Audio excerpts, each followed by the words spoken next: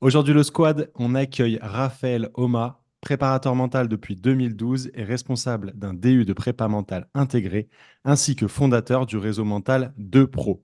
Il accompagne des sportifs professionnels et des entrepreneurs dans leurs défis au quotidien. Il est auteur du livre 8 clés pour gérer son stress, comme les champions, que j'ai dévoré pour préparer cet entretien. Et j'espère que notre échange te donnera envie d'en savoir davantage.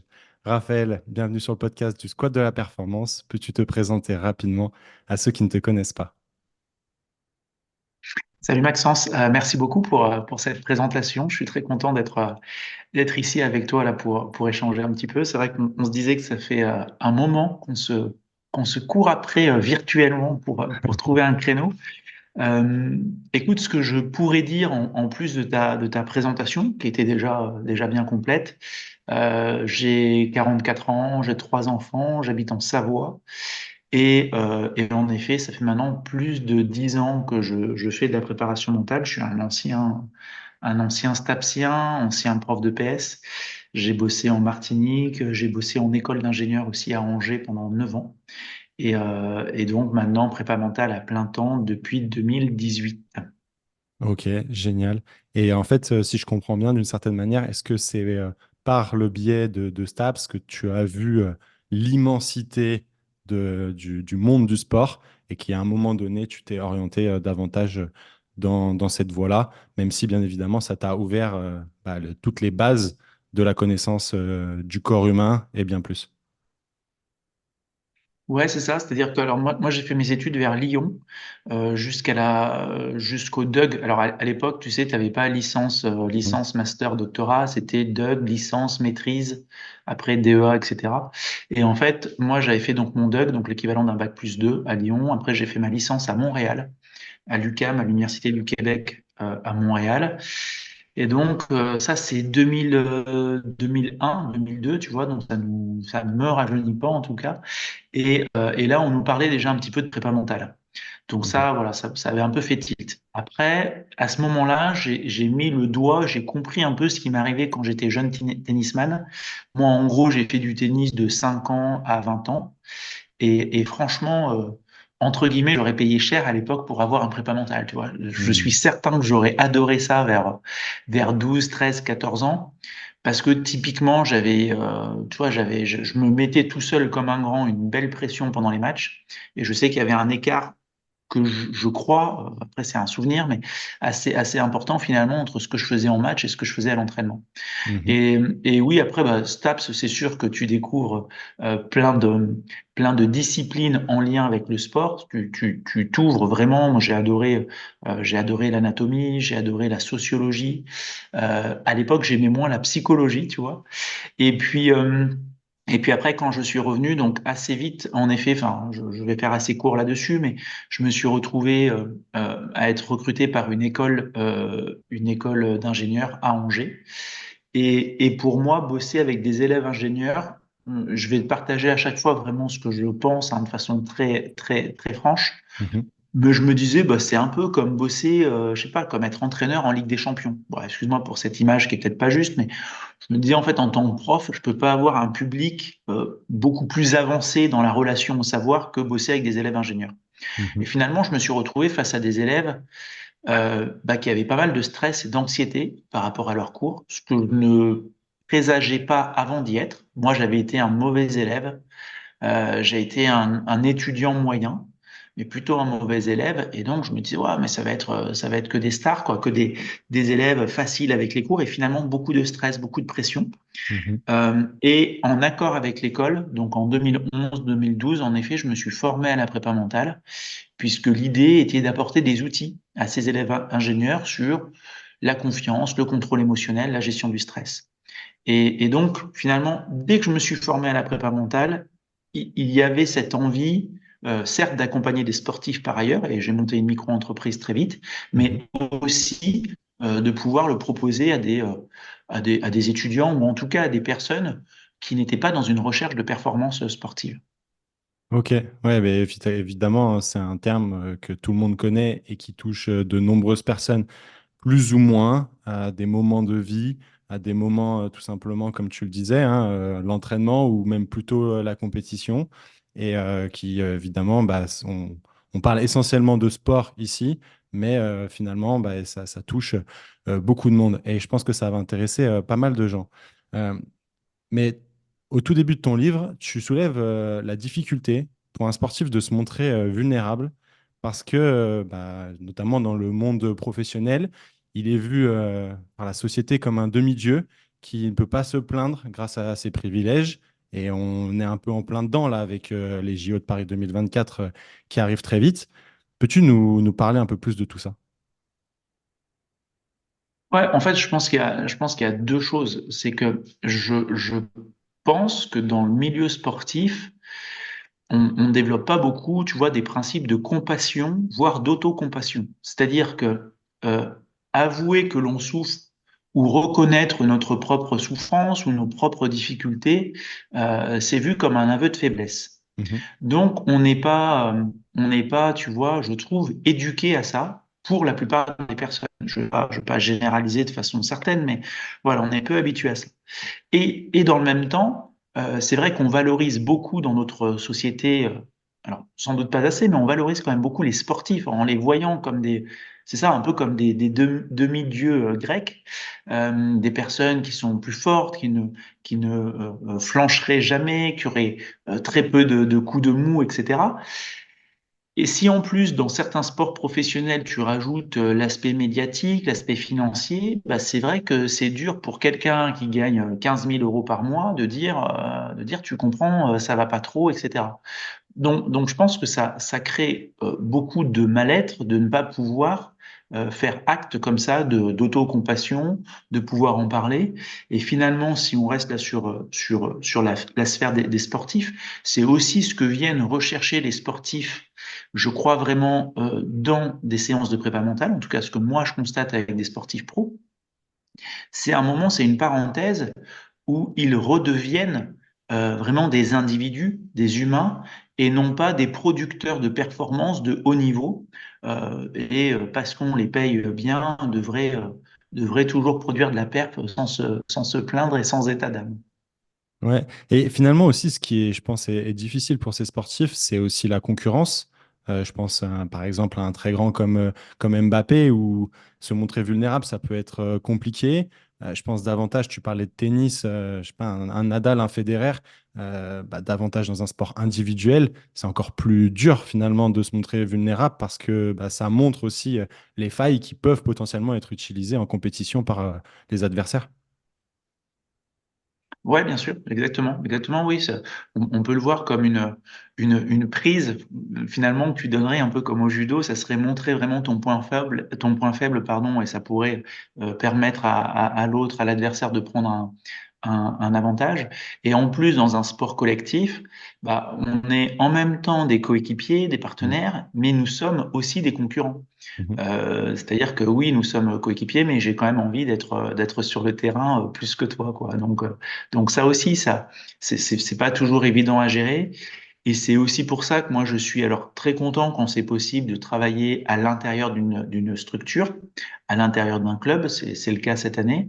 Et Ok. dans le même temps, euh, je crois sincèrement qu'il y a des avantages aussi à être à l'extérieur du club, parce que le joueur est aussi content de trouver un PM, un prépa mental qui n'est pas dans sa structure, et être certain que les murs n'aient pas d'oreilles, et pouvoir, entre guillemets, je vais le dire comme ça, alors, se plaindre, c'est peut-être pas le bon terme d'ailleurs, mais en tout cas pouvoir évoquer aussi la frustration que peut générer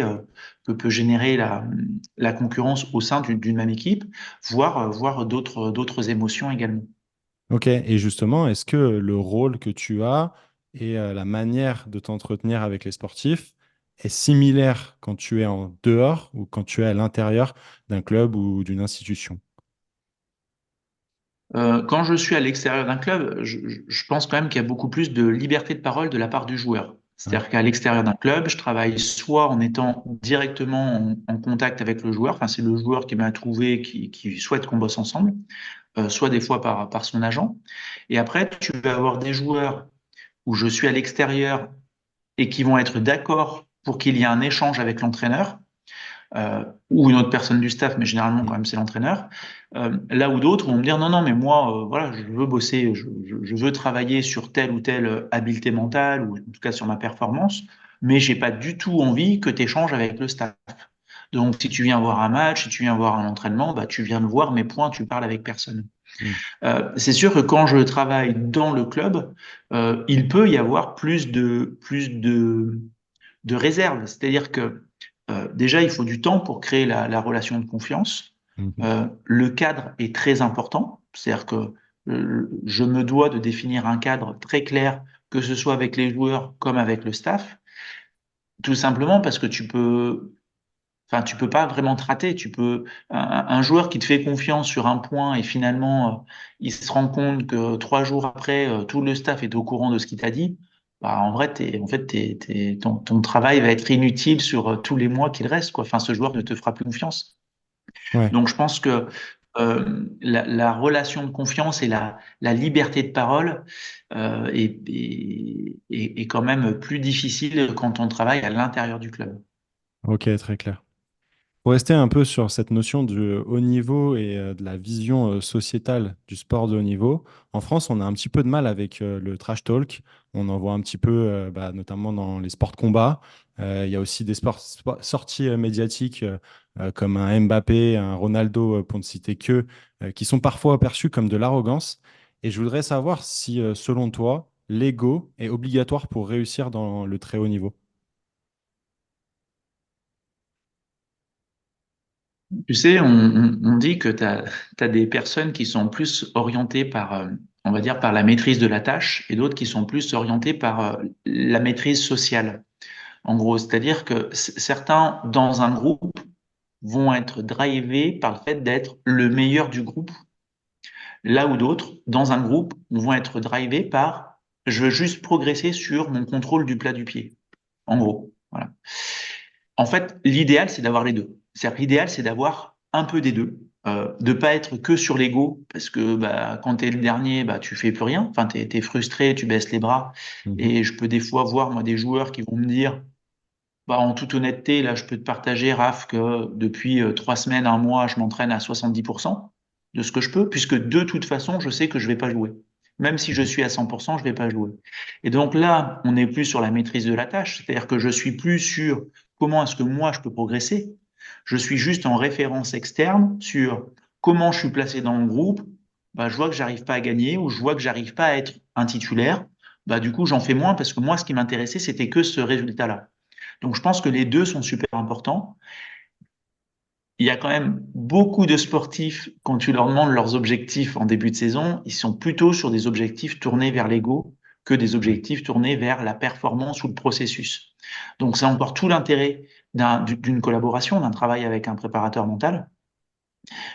C'est bien entendu, gardons ces objectifs de résultat et en même temps, voyons comment est-ce qu'on peut les jalonner aussi d'objectifs de maîtrise, d'objectifs qui nous appartiennent et qui peuvent nous permettre de contribuer à l'atteinte de maîtrise plus liée à l'ego. Ok, bah c'est top justement que tu nous parles de ces trois types d'objectifs parce que c'était une question que j'avais préparée pour toi. Je voudrais savoir en fait quels sont les avantages de catégoriser ces trois types d'objectifs dont tu as parlé et surtout comment tu accompagnes les sportifs dans la hiérarchisation, dans la gestion de ces objectifs, parce que j'imagine qu'il y a un pourcentage qui va être alloué en fonction de la période, en fonction de la période de la carrière, en fonction de la période de la saison, etc. Donc, est-ce que tu peux nous en parler davantage? Ouais, oui, oui, bien sûr. Alors, en gros, l'avantage déjà, je trouve que ça jalonne la progression. C'est-à-dire qu'encore une fois, si mon objectif c'est juste d'être champion de France, on a finalement d'une très peu de contrôle sur le fait d'être champion de France, de telle ou Mhm. telle discipline, hein. Ça va dépendre finalement bien autant des adversaires que de nous. Ça va dépendre aussi peut-être de tel ou tel choix d'un entraîneur, peut-être Mhm. d'une manière de juger ou d'arbitrer, etc.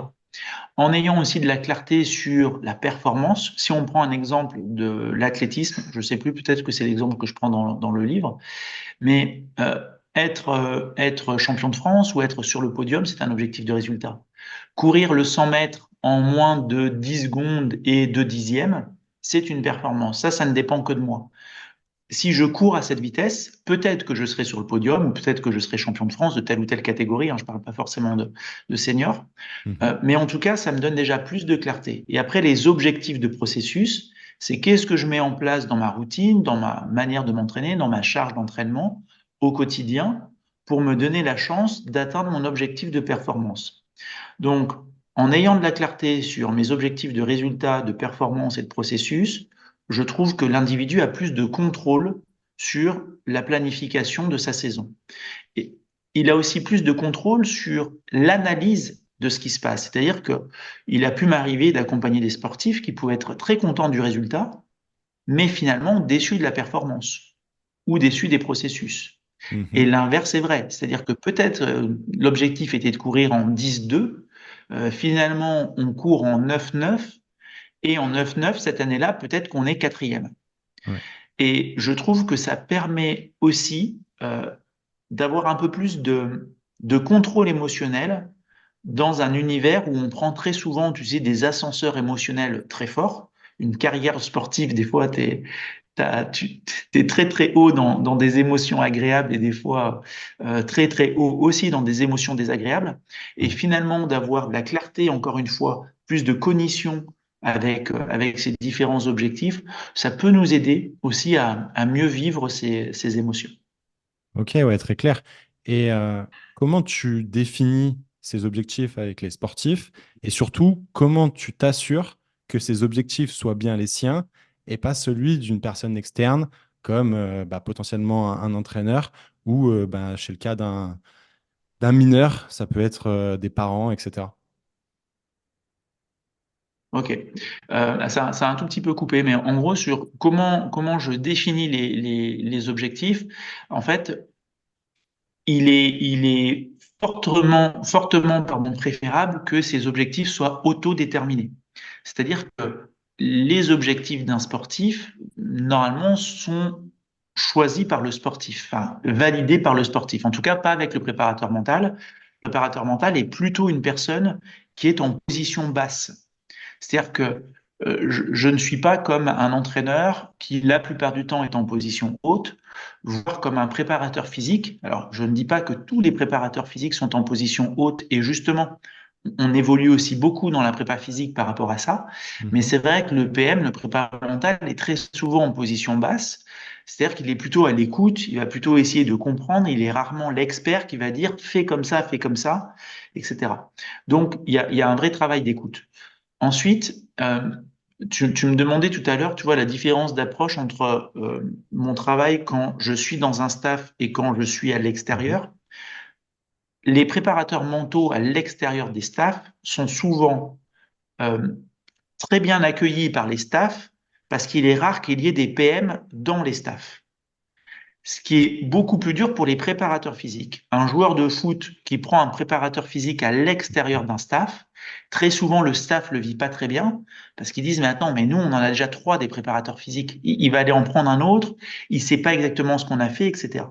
Donc je dis ça pour expliquer aussi que quand on construit des objectifs, quand le sportif construit des objectifs et quand lui est d'accord pour qu'il puisse y avoir de temps en temps, hein, j'ai pas les entraîneurs tous les jours au téléphone, mais de temps en temps des échanges avec l'entraîneur. Encore une fois, moi, mais on a finalement les mêmes objectifs qu'un staff, c'est-à-dire c'est que le joueur puisse être le plus performant possible, le plus utile possible à l'équipe, et donc il peut y avoir parfois une co-construction comme ça. Ok, très clair. On va rentrer dans la partie la plus importante, on va dire, du podcast, ou en tout cas celle très attrait au sujet de ton livre. Et dans ce livre-là, tu prénommes le stress Fernand. Et j'aimerais que tu nous dises pourquoi tu le personnifies pour nos auditeurs.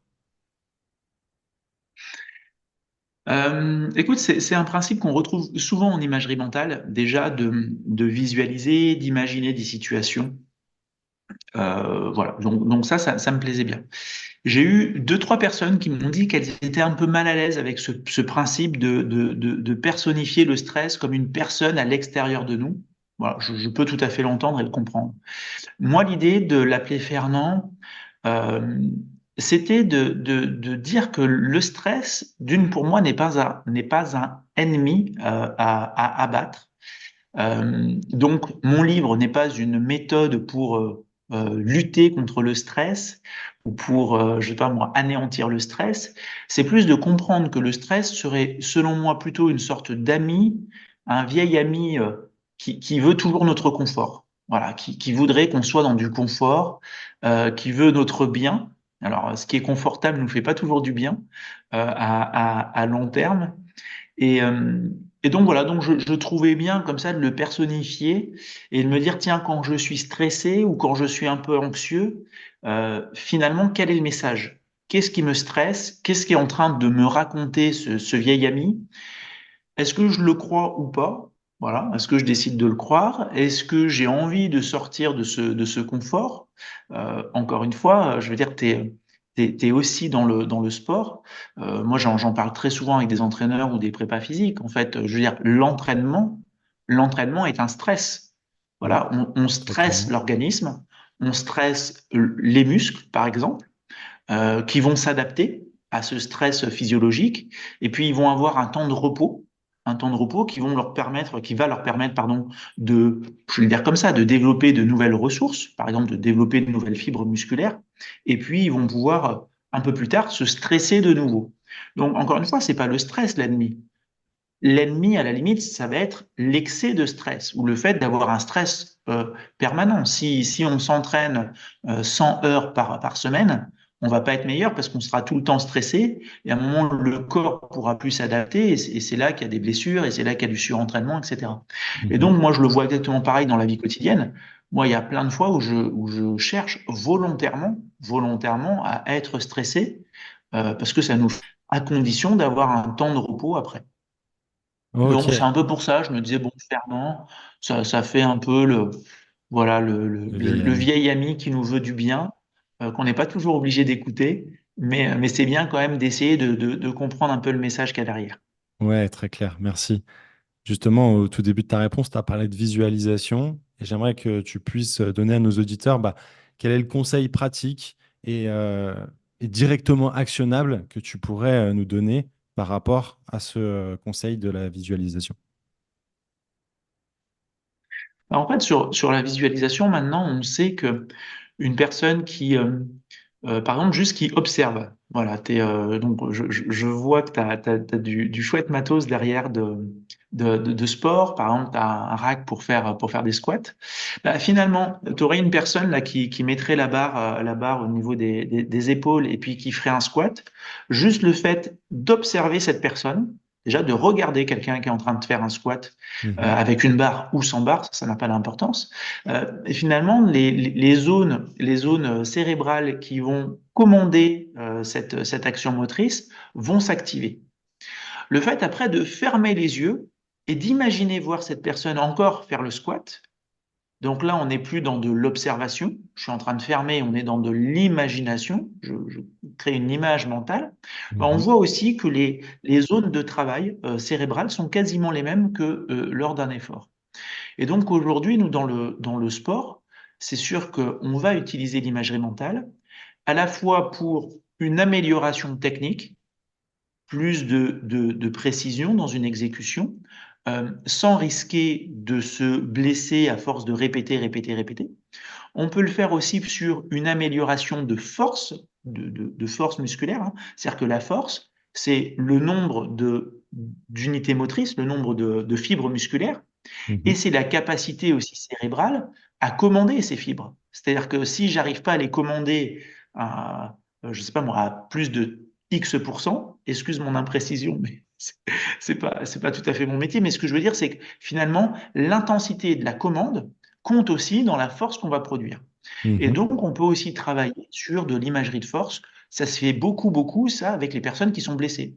Voilà, on sait aujourd'hui que quelqu'un qui est plâtré et je sais pas moi, qui s'est cassé le coude et qui a un plâtre au niveau du bras, bah, finalement, s'il s'imagine faire des flexions d'avant-bras, enfin travailler le biceps par exemple, bah, on constate qu'il y a une fonte musculaire qui est moins importante que les personnes qui ne font pas du tout d'imagerie mentale.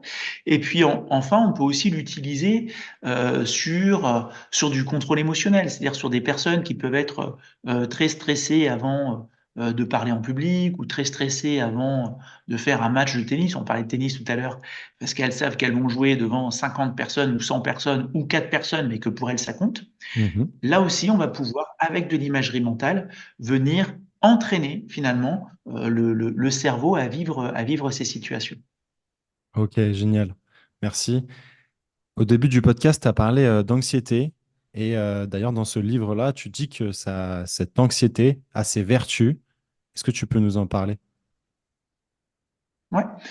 Écoute, l'anxiété, finalement, on pourrait dire que l'anxiété, c'est du stress par anticipation ou par rumination. C'est-à-dire Mm. que le stress, c'est vraiment l'adaptation physiologique, psychologique, quand on est dans la situation que l'on juge menaçante. L'anxiété, c'est ressentir les mêmes symptômes que le stress, mais on n'est pas dans cette situation. Donc l'anxiété, c'est quand la veille de ma prise de parole, je sais pas moi, pour une conférence ou pour un stage, quand je ressens du stress alors que je suis chez moi sur mon canapé tranquillement. Les vertus de l'anxiété. En fait, je vais dire un peu comme le stress, l'anxiété n'est pas le problème c'est l'excès d'anxiété. Les vertus de l'anxiété, c'est que si je suis un peu anxieux, ça peut me pousser à vouloir bien faire. Mm. Euh, Si je suis anxieux 10 heures avant ma conférence, peut-être qu'il peut être bien de revérifier que toutes mes diapos de présentation sont bien dans l'ordre, qu'il n'y a pas de faute d'orthographe. Peut-être que je peux faire ma présentation à blanc chez moi ou devant deux, trois amis ou deux, trois proches, juste pour m'entraîner et me rassurer. Donc l'anxiété sous-entend que l'on veut bien faire et qu'on n'est pas complètement certain d'y arriver. Le risque pour moi de n'avoir aucune anxiété, alors encore une fois, c'est peut-être très bien, hein, peut-être qu'on est juste très très bien préparé, mais je me méfie quand même toujours de l'excès de confiance. Mhm. Euh, Finalement, la confiance est une habileté mentale hein, qui peut s'entraîner, qui peut s'évaluer. C'est une habileté mentale que l'on cherche, nous, les PM, les préparateurs mentaux, à optimiser chez les personnes et non pas à maximiser. C'est-à-dire que je ne cherche pas à ce que les personnes qui travaillent avec moi aient le plus de confiance en elles. Je cherche juste à ce qu'elles aient le bon niveau de confiance. Et si jamais on pense qu'une personne a trop de confiance en elle, nous cherchons ensemble des objectifs plus difficiles à atteindre pour qu'elles Mhm. se disent, ah ouais, non, attends, ah ça, au prochain match, ouais, ça peut être dur. Ça peut être dur. Et donc, comme je pense que ça peut être dur, mais que dans le même temps, je pense que j'en suis capable, je mets en place un plan, je mets en place une stratégie pour atteindre cet objectif. Et donc, encore une fois, voilà, excuse-moi, je fais une réponse un peu longue peut-être, mais Non, non. l'anxiété, pour moi, sa vertu, c'est de bien me préparer, d'avoir la conscience, l'envie de bien me préparer à tel ou tel événement. Ouais. Et finalement, c'est l'envie de se bien se préparer, mais souvent, c'est aussi une des raisons qui nous pousse à ça, c'est bah, le regard des autres, savoir si on est validé, si je puis dire, par autrui. Et bah, je pense notamment, encore une fois, hein, on parlait sur une conférence, mais ça peut être aussi bah, chez ce tennisman, chez ce footballeur, etc. Et j'ai l'impression, en fait, que parfois, ce regard des autres va inhiber en fait la créativité, d'essayer de sortir de sa zone de confort en essayant des choses chez le sportif ou peu importe. Et finalement, comment on peut accompagner une personne à se détacher du regard des autres et surtout ben, du jugement qui peut en découler. J'ai l'impression que l'une des pistes, quand même, c'est le questionnement, c'est la réflexion, justement, lors de séances de préparation mentale. Tu as tout à fait raison. Aujourd'hui, l'un des éléments qui crée le plus de stress et d'anxiété, en fait, on revient à l'ego. À l'ego, et on Mhm. pourrait parler aussi de l'image sociale. L'image sociale, c'est de se dire finalement, qu'est-ce que les autres vont penser de moi? Voilà, qu'est-ce que les autres vont penser de moi si je foire ma conférence? Qu'est-ce que les autres vont penser de moi si je foire mon penalty ou mon contrôle, etc. Et donc, euh, t'as un monsieur qui s'appelle, je crois que c'est Jacques, son prénom, je suis plus sûr, je crois que c'est Jacques Fradin, en tout cas, qui a écrit L'intelligence du stress. J'aime bien son approche qui est de dire que quand on est stressé, on est en mode mental automatique. Il définit comme ça deux modes mentaux, le mode mental automatique et le mode mental, pardon, préfrontal. Et le mode mental automatique, donc quand on est stressé, on est dans la dichotomie, on est très tranché, voilà, c'est noir ou c'est blanc. On est très sûr de soi quand on est stressé. On est, voilà, on n'est pas capable de nuancer, de relativiser, et on est très centré sur l'image sociale Mm. aussi. Et donc, je pense que l'une des clés, quand je te disais que c'est le questionnement, c'est l'échange. Finalement, moi, il y a un terme que j'aime beaucoup, c'est celui de flexibilité mentale. Ok. Et flexibilité mentale, ça va être venir justement de travailler sur une souplesse mentale.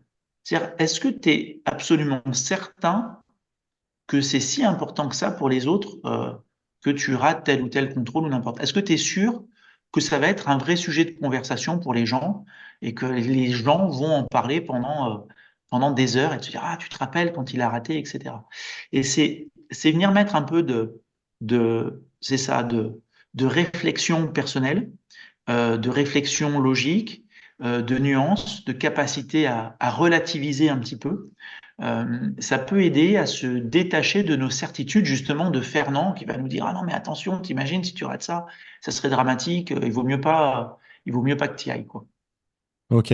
Et justement, est-ce que tu amènes mentalement les personnes avec qui tu travailles dans ces situations de stress extrême, c'est-à-dire en se disant, bon, bah voilà, là, tu es dans ce cas-là où tu es hué, t'es jugé, etc. Justement, bah, pour soit anticiper cette chose-là, soit dédramatiser ben, ce qui vient de enfin, ce qui se passe. Ça, oui, ça peut se faire. Alors, ça se fait pas du tout en début de collaboration. Ça Oui, se fait pas j'imagine. en début de, voilà. Ça se fait pas en début de collaboration, mais avec des personnes que je connais déjà un peu, qu'on a eu justement en séance plusieurs fois et sur lesquelles on a eu une belle planification. Moi, j'ai eu des exemples comme ça, si tu veux, de ce type de séance-là. Ça va être avec des sportifs qui ont été blessés, qui ont eu un processus de rééducation, réathlétisation. On va par exemple travailler avec un outil comme la cohérence cardiaque. La cohérence cardiaque avec un système de biofeedback, hein, c'est-à-dire que on peut vérifier euh, en direct, bon, Mm. une seconde d'écart, mais on va dire en direct, on peut vérifier si la personne est en cohérence cardiaque. Et je peux très bien, donc elle se met en cohérence cardiaque, et dans le même temps, ou une minute après, je peux très bien lui remontrer une image de sa blessure. Voilà, je remontre un jour où elle s'est blessée. Est-ce qu'on reste en cohérence ou pas? Ça, tu vois, ça reste proche de ce que tu dis. C'est-à-dire que on va aller par de l'imagerie mentale, par de la vidéo, par de la photo, des images, euh, revivre ou vivre une situation plutôt désagréable et voir comment, là déjà maintenant, alors qu'on est dans une salle, qu'on est assis, qu'on est tranquille, voir comment est-ce qu'on vit cette situation, est-ce qu'on reste en cohérence ou pas, quel type d'émotion ça nous fait vivre, quelle intensité on donne à cette émotion, comment on arrive à la réguler, euh, etc. Donc oui, oui, ça peut en tout cas arriver d'aller, dans le cadre de séances, vivre des situations pas forcément agréables. Et puis, je pense que l'un des axes d'évolution de la préparation mentale, ça va être l'utilisation aussi tu vois, de technologies, de réalité virtuelle. Et bien entendu, par rapport à ça, il existe déjà, alors je pense qu'on sera encore bien meilleur dans 10 ans, mais il existe déjà, et certains sportifs l'utilisent, des situations comme ça en imagerie virtuelle, en réalité virtuelle, pardon, où tu peux te retrouver dans un stade et tu es hué, tu es sifflé, ou tu te prends un carton rouge, et voir comment la personne vit la situation. Tout comme on peut aussi mettre en place un scénario où tu es applaudi, acclamé, où tu vois ta photo au Stade de France, en réalité virtuelle encore une fois, et voir comment la personne vit ces situations. Ok, génial. Ta réponse m'amène à pas mal de réflexions parce que tu vois, la réalité virtuelle, notamment celle comme tu l'annonces, assez poussée dans le logiciel, euh, me fait penser, moi, en tant que kiné du sport, à cet aspect en fait où on va l'utiliser avec, je pense notamment un footballeur, avec la charge neurocognitive, c'est-à-dire bah, justement ces supporters dont tu parles, le coach, la pression ben, des 21 autres acteurs qui sont sur le terrain, et qui fait que on ne va pas s'adapter exactement de la même manière d'un point de vue physique si on est dans une situation, voilà, comme tu le disais, assis, tout ça, ou tout simplement dans un cabinet de kiné ou que sais-je, plutôt que sur un terrain. Et donc, cette réalité virtuelle accompagne les sportifs dans cette idée-là. Et puis, tu parlais aussi bah, voilà, voilà, du joueur blessé, du sportif blessé, et du fait de vivre cette émotion d'une certaine manière, ce qui a pu se passer, et de pouvoir travailler dessus. Et est-ce que finalement, c'est pas quelque chose qui permet d'éviter, ou en tout cas de diminuer progressivement la kinésiophobie, donc la peur du mouvement, mais aussi bah, finalement cette peur un peu plus viscérale, si je puis dire, qu'un sportif peut ressentir à l'idée de retourner sur le terrain alors qu'il a été blessé pendant plusieurs jours, voire plusieurs semaines, plusieurs mois. Exactement.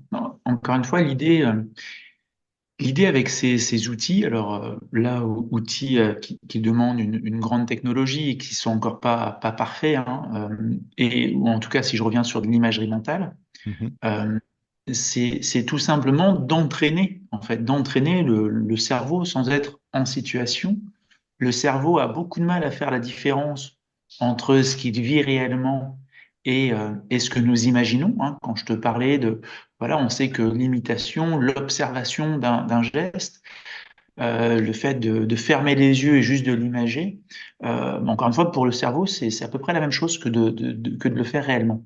Et donc, de s'imaginer dans ces situations qui peuvent soit nous rappeler un mauvais souvenir parce qu'elles sont analogues à une blessure, c'est un moyen de réduire le stress et l'anxiété. Et certains, on va dire, protocoles qui ont été validés justement de retour sur le terrain après blessure, c'est justement un combo imagerie mentale, relaxation pour, mhm. pour, pour réduire, Ok, pour réduire cette anxiété. ok, génial. La clé numéro 5 de ton livre, c'est de proposer tout simplement de faire une pause. Et donc, d'une certaine manière, de faire le choix de faire moins. Et j'aimerais que tu nous dises finalement comment tu sais que tu dois faire moins, comment tu le dépistes en fait avec tes clients et bah, tout simplement d'éviter qu'eux-mêmes atteignent ce volume maximum récupérable comme moi je peux le percevoir en tant que préparateur physique. J'ai très souvent, tu sais, une métaphore, une image hein, que j'aime beaucoup, que je reprends, qui est celle un peu d'une balançoire, alors qui est pas spécifiquement présentée pour la clé 5, mais qui est plutôt présentée dans l'introduction.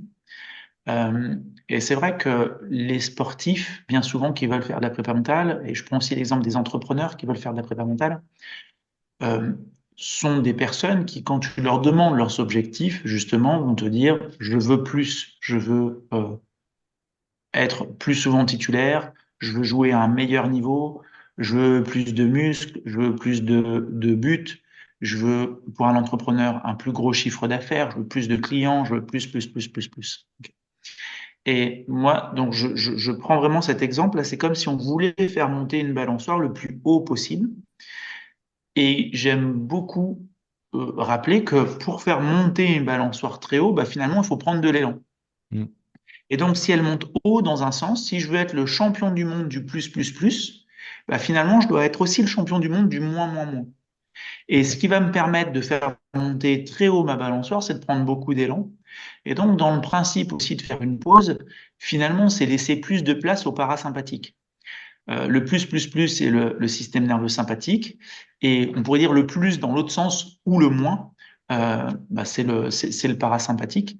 Et, et donc, en fait, on doit être bon dans les deux. C'est-à-dire que si on veut la faire monter très haut et pouvoir encaisser des charges d'entraînement très importantes, si on reste sur le sport, et avoir un volume d'entraînement conséquent et utile, bah, je dois être aussi très très bon sur la récupération. Enfin, ça rejoint ce qu'on disait tout à l'heure, tu sais, sur le stress physiologique, qui est finalement intéressant que s'il y a suffisamment de récupération par ailleurs. Et donc, c'est voir aussi comment est-ce qu'on fait pour être bah, plus performant dans notre récupération, dans ce que certains appellent aussi l'entraînement invisible. Et faire une pause, bah, ça peut contribuer à ça. Ça peut contribuer à Mm. développer mon parasympathique. Ça peut contribuer à avoir un meilleur contrôle émotionnel. Parce que bah, je ne passe pas ma vie à m'entraîner, parce que je ne suis pas qu'un sportif de haut niveau, par exemple. Et donc, je fais aussi partie des PM qui sont euh, sensibles à la notion de double projet, de triple projet, et de pouvoir finalement se régénérer aussi dans d'autres domaines. Alors, ça ne veut pas dire qu'il n'y a pas la capacité de hiérarchiser et d'être au clair sur le fait que le projet le plus important aujourd'hui, c'est le projet sportif. Mais par ailleurs, s'investir quelques heures par semaine dans d'autres projets peut être tout à fait salutaire et un moyen de faire une pause également. Ouais, génial. Mais on va parler justement de ce double projet. J'ai eu récemment sur le podcast Lucado, qui est un ancien, enfin, qui est encore en carrière, footballeur de haut niveau, qui est passé notamment par le FC Nantes et qui aujourd'hui est sur une période de reconversion, bien qu'il n'ait pas encore terminé totalement sa carrière de sportif. Et ben, justement, cette notion de double projet, moi, je la vis au quotidien avec mes sportifs de haut niveau. D'ailleurs, c'est par ce biais-là que j'ai découvert ton podcast. Quel est le bénéfice de ce double projet? Comment tu accompagnes ces personnes à justement à ne pas voir leur vie que par une seule lentille? Alors, bénéfice vraiment du double projet, pour moi, c'est d'avoir, on va dire, un meilleur contrôle émotionnel, d'arriver davantage à relativiser, à nuancer et aussi à réguler le niveau de motivation. Alors, avoir un double projet, ça ne veut pas dire tout faire à moitié, mais ça veut dire faire ce que tu fais à fond, mais par contre ne pas faire qu'une seule chose dans ta journée ou dans ta semaine. Euh, et je trouve vraiment que, tu vois, là, tu parlais de Lucado, alors que je connais, enfin, je vois qui c'est, mais le risque pour certains foot, c'est qu'en fait, le double projet n'est en tout cas pas une nécessité financière. Je parle de Ouais. footballeurs de haut niveau où très facilement, on peut tout faire pour qu'ils ne pensent qu'au foot. Et, et parfois, voilà, ça peut être un désaccord avec certains agents ou certains staffs qui vont tout faire pour que la personne ne pense que au foot. Moi, je fais partie des PM qui pensent que oui, c'est très important qu'il pense au foot, mais que si cette personne, dans sa semaine, peut penser à d'autres choses, ça peut lui servir. Et j'ai des exemples de joueurs de foot professionnels aujourd'hui qui font des études à distance par ailleurs. Et Mhm. d'ailleurs, le syndicat des joueurs hein, leur propose de faire des études des joueurs qui vont aller apprendre l'espagnol ou l'anglais, voire le japonais juste pour le fun. Et moi, je trouve ça génial. Et tu évoquais le FC Nantes. Pendant très longtemps, j'ai vécu à Angers. Mhm. Euh, j'ai travaillé avec mes premiers footballeurs quand je vivais à Angers. J'ai eu l'occasion de travailler avec plusieurs joueurs du SCO, notamment à une époque. Mhm. Et j'étais allé à une conférence à Nantes. Et à Nantes, tu avais trois sportifs qui venaient parler de double projet. Et je suis désolé, j'ai oublié le footballeur nantais qui était là, qui venait de prendre sa retraite. Tu avais un gars qui faisait de la voile, un monsieur qui faisait de la voile, qui avait une autre activité pro à côté. Tu avais une fille qui faisait de la boxe ou de la boxe française, je crois, et qui était cadre dans un des hôpitaux de Nantes. Et tu avais donc l'ancien joueur. Et l'ancien joueur disait, bah, en fait, tu as le syndicat qui vient nous voir à Nantes. Quand tu as 18 ans, tu l'écoutes pas, Mhm. parce que tu sais que tu es pro. À 25 ans, tu l'écoutes pas non plus. À 28, 30 ans, tu commences un peu à tendre une oreille. Et ce joueur-là m'avait vraiment marqué, je le trouvais très sympathique, avec beaucoup d'humilité. Et il nous a dit, en fait, je me suis rendu compte qu'il était vraiment important que je m'investisse dans un autre projet, quand, à ma carrière, je me suis aperçu que je connaissais tous les acteurs des Feux de l'amour. Mhm. En fait, il nous dit, bah voilà, en fait, oui, j'avais suffisamment d'argent pour ne penser qu'au foot, Ouais. Après ma carrière, bah, tous les jours à la maison, je suis là à 13h30, bah, je me suis mis à mater les Feux de l'amour. Et en fait, je connaissais tout le monde, quoi. Et là, je me suis dit, il y a un vrai problème. Et alors que dans d'autres sports, bah, t'as pas le choix. Et tu vois, mine de rien, je travaille aussi un peu avec des rugbyman.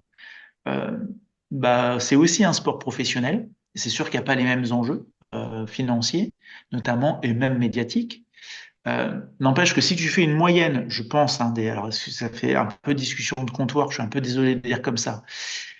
J'ai quand même le sentiment que quand tu regardes à un niveau égal, le niveau d'études entre des footballeurs, par exemple, et des rugbyman n'est pas du tout le même. Et qu'il y a beaucoup plus de rugbyman qui vont pousser des études dans des études supérieures, parce que même si tu fais une bonne carrière en Pro D, bah, voilà, il faut quand même penser un peu à l'avenir et pour certains même penser au présent, c'est-à-dire que même en étant joueur professionnel, ils travaillent 4 heures chez un des partenaires du club ou autre. Ouais, mais justement, moi qui travaille dans un centre de formation de football, c'est exactement ce dont tu parles. Alors, eux sont pas devant les feux de l'amour, mais peut-être davantage devant Netflix. Ils ont vu beaucoup plus de séries que nous deux cumulés. Voilà, et c'est des scrollers à gogo. Et parfois, en fait, j'ai l'impression que on loupe quelque chose avec ces sportifs-là. Parce que, effectivement, tu as parlé de sportifs qui gagnent beaucoup d'argent et la vision est à long terme, au-delà de 30-35 ans lors de leur reconversion. Mais il y a aussi, malheureusement, on le sait, des sportifs bah voilà, qui sont jeunes, qui n'auront pas, la possibilité en fait, de vivre de ça au début quand ils sont mineurs, mais pas après. Et en tout cas, pas d'un point de vue pérenne. Et effectivement, c'est des choses qui me questionnent beaucoup parce que je pense qu'il y a un discours de fond qui est de dire, OK, on ne travaille pas que sur un sportif X ou Y, mais sur un être humain. Et parfois, je trouve que en termes de, de faits actionnables, ben, c'est toujours un peu compliqué dans certains milieux. Moi, je suis tout à fait d'accord avec toi. Je suis tout à fait d'accord avec toi et c'est vrai que on peut avoir, tu vois, quand tu es à la direction parfois d'un centre ou d'un club, bah, une vision un peu à court terme. Et moi, Mm. je reprends un peu le terme de producteur de performance, mais euh, c'est vrai aussi que ce sont des personnes qui sont jugées bien souvent sur des résultats. Et dire à la fin d'une saison, bah, on a formé des individus, on a formé des citoyens, voire des citoyens lucides et éclairés, bah, on peut leur dire, écoutez, enfin, t'es pas prof de PS en fait, enfin, t'es pas un proviseur d'un collège. On veut Mm. aussi que tu produises de la perf. Et donc, on peut oublier euh, cette recherche d'épanouissement, de développement qui va au-delà finalement de la pratique sportive et du résultat sportif. Ouais, carrément. Écoute, Raphaël, je vais te passer sur la dernière partie du podcast. Tout à l'heure, tu as parlé de réalité virtuelle et que bah, potentiellement, ça allait beaucoup changer ta pratique, en tout cas la pratique de l'APM dans les prochaines années. Toi, globalement, comment tu vois l'évolution de la préparation mentale justement dans ces 10 prochaines années? Alors, il y a plusieurs choses. Je la vois déjà au niveau sportif et au niveau extrasportif. Au niveau sportif, donc je pense qu'elle va continuer de se développer parce qu'on reste une discipline jeune, on est beaucoup, beaucoup, beaucoup moins intégré que les préparateurs physiques dans les staffs. Donc je pense qu'elle va continuer à se développer. Je pense qu'elle va se développer aussi sur des aspects davantage collectifs qu'individuels. Moi, personnellement, alors tu sais, tu disais en introduction que je gère un DU, je co-gère un DU plus exactement, puisque je le fais avec Nicolas Epinou. Euh, donc, on gère tous les deux ce DU depuis 2018, si je ne dis pas de bêtises. J'ai décidé cette année aussi de reprendre un peu des études universitaires en prépa mentale uniquement sur la composante collective. Ok. Je continue de croire en l'intérêt du suivi individuel, voilà, et personnalisé. Pour autant, les sportifs, quand ils performent, bah, ils performent bien souvent avec d'autres personnes autour d'elles, avec des personnes en face d'elles. Et finalement, ce contrôle émotionnel, cette confiance, bah, elle se construit dans un groupe, dans un collectif. On sait aussi que dans la performance, typiquement, les habiletés sociales comptent aussi. C'est-à-dire que je vais parfois tenter un coup du foulard ou un sombrero parce que je me sens bien dans un groupe et je ne vais pas le tenter du tout parce que je ne me sens pas bien du tout dans un groupe. Donc, vraiment, le groupe compte aussi. Donc, voilà, je pense qu'il y aura une plus grande prise en compte de l'aspect collectif. On en parlait aussi un petit peu avec la réalité virtuelle et autres, mais finalement, un travail aussi sur le développement cognitif, la capacité à anticiper, à traiter l'information plus rapidement. Voilà, sera à la frontière de la prépa mentale, mais peut aussi être intégré. Et puis l'autre point qui pour moi est très important et tout aussi important, en tout cas personnellement, c'est ce qui me fait bien autant vibrer que le sport. J'adore le sport, j'adore travailler avec des sportifs de haut niveau. Et dans le même temps, je suis persuadé que la préparation mentale va de plus en plus pénétrer la société, les entreprises. Quand tu vois le mal-être au travail, quand tu vois que 4 cadres sur 10 en France sont en situation de burn-out. Quand tu vois que 2 tiers des personnels soignants sont en épuisement professionnel, Mm. encore une fois, la préparation mentale ne va pas tout faire. C'est pas ça, hein. Il y a plusieurs causes. Et donc, s'il y a plusieurs causes, il y a aussi plusieurs solutions. Enfin, c'est multifactoriel. Mais je suis convaincu que de plus en plus de personnes en dehors du sport vont faire de la préparation mentale. Moi, c'est vraiment ce qui m'a motivé à écrire ce livre euh, aux éditions Le Duc, donc qui est vraiment une maison d'édition très grand public. Enfin, moi, je vais trouver très grand public. C'est pas quelque chose de, tu vois, c'est pas un livre de Niché. spécialiste, hein, Mm. Mm. que pour des stapsiens ou que pour des responsables de performance. C'est plutôt un livre pour monsieur et madame tout le monde. C'est aussi Mm. pour ça que je fais le smoothie. Aujourd'hui, on est en train de développer une application aussi qui s'appelle Enracine. Et l'idée de cette application, c'est vraiment du grand public, quoi. C'est à la fois pour des étudiants, pour des sportifs, pour des entrepreneurs et donc pour des personnels soignants. Donc je crois que la PM va aussi se développer en dehors du sport euh, parce que, enfin moi je suis un grand passionné de ça, tu vois, mais je suis persuadé que ça peut aider beaucoup de personnes à mieux vivre, à mieux gérer leurs émotions, à mieux les identifier, les comprendre, les exprimer. Et donc, bah, dans notre vie de tous les jours, ça peut aider plein de gens à aller mieux et peut-être à moins être tendu, tu vois, dans les villes où on est tous un peu speed, où justement on est tous hyper pressés et puis on a Mm. toujours un peu envie de passer avant les autres. Bah, je crois que la PM peut aussi nous aider à être un peu plus serein par rapport à ça. Ouais, génial. Effectivement, je confirme que ton livre est à première vue très grand public parce qu'effectivement, tu as une approche, bah, tu vulgarises très bien et de manière améliorative. Et c'est compréhensible, bah oui, pour tout le monde. C'est un sujet qui est très transversal. C'est pour ça que je voulais l'évoquer sur ce podcast.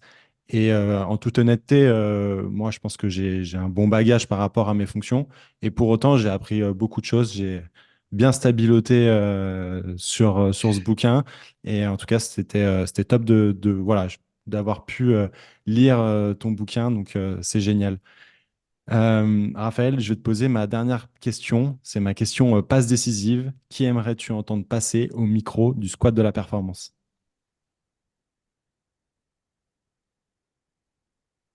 Je peux dire qui je veux, sportif ou Exactement. autre. Ouais, non, ça peut, effectivement, ça peut être athlète, ça peut être professionnel du sport de manière générale.